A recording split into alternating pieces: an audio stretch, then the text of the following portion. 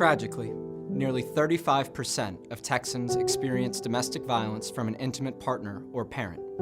Now, more than ever, they need our support.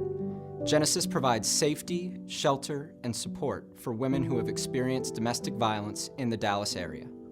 Thomas J. Henry is proud to team with Genesis to help create a societal shift on how people think about domestic violence. We refuse to accept a world where women don't feel safe in their own homes.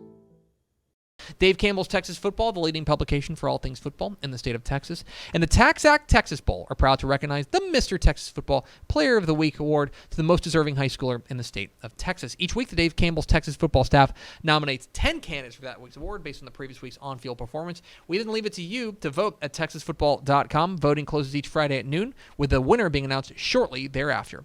Your Week 11 Mr. Texas Football Player of the Week nominees. Let me find it.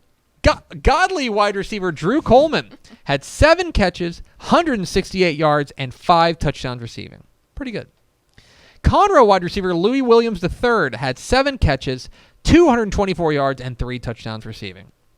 Nevada Community running back and safety Quentin Hall, 14 tackles, 3 tackles for loss, a sack, an interception. He ran for 72 yards and a score, and he had 28 yards receiving. A complete day. Hutto quarterback Will Hammond threw for 372 yards and 4 touchdowns passing, also ran for 101 yards and a touchdown on the ground. Shiner running back Dalton Brooks. Here's your wait what line of the week. Ready? 7 carries, 155 yards, and 3 touchdowns rushing. 2 catches, 94 yards, 2 touchdowns receiving. And that's why women rule. So he got Shiner. So he got tackled. He had 9 touches and he got tackled 4 times. Abilene Wiley defensive back Hayden Wright had 5 tackles and 3 picks in Wiley's big win over Abilene Cooper.